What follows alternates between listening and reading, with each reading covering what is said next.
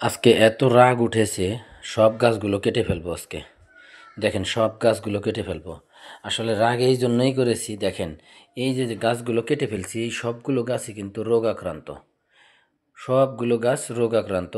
তো আপনারা যারা বেগুন চাষি আছেন বা বিভিন্ন সবজি চাষি আছেন, তো তাদের কিন্তু এই রোগটা সবজি গাছে দেখা দেয়। দেখতে পাচ্ছেন এই যে গাছের পাতাগুলো হলুদ হয়ে আছে, কুঁকড়ে গেছে।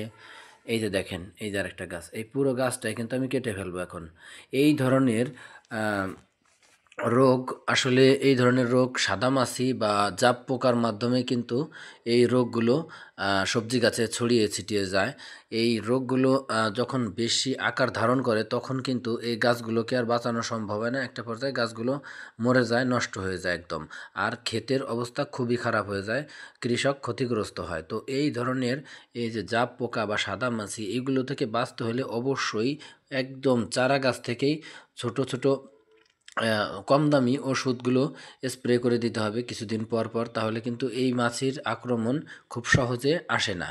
কিন্তু আপনি যখনই এই কীটনাশক স্প্রে করায় গ্যাপ দিবেন, তখনই কিন্তু এই মাছি পোকাগুলো বা জাপ পোকাগুলো এই আক্রমণ করার সুযোগ পেয়ে যায়। তো এই জন্য এই সুযোগটা গাছ জাপ পোকাকে দেওয়া যাবে না, মাছি পোকাকে দেওয়া যাবে না। দেখেন কি অবস্থা, আমার গাছের অবস্থাটা কি করেছে।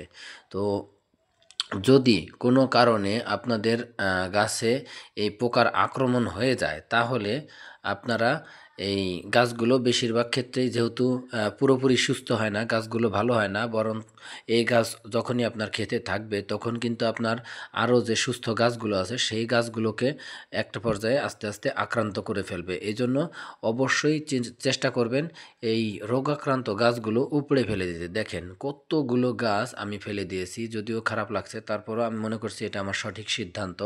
কারণ এই গাছগুলো থেকেই প্রথমে একটা দুইটা ছিল, তারপরে কিন্তু অনেকগুলো গাছ রোগাক্রান্ত হয়ে গিয়েছে এবং সেখানে ফলন একদমই কমে গিয়েছে। এই জন্য এই গাছগুলো উপড়ে ফেলে দিলাম। শুকিয়ে যাওয়ার সাথে সাথে এখানে আগুন ধরিয়ে দিব, গাছগুলো একদম ধ্বংস করে ফেলবো। আর এই জমিটা একদম এখন পরিষ্কার করে ফেললাম, যে এখন কোনো রোগাক্রান্ত গাছ আমার এই জমিতে কিন্তু নেই। দেখেন একদম পরিষ্কার করে ফেলেছি। তো আপনারা শূন্য গোয়ালে মানে দুষ্ট গরুর চেয়ে শূন্য গোয়াল ভালো একটা কথা আছে, তো আপনারা সেটাই করবেন।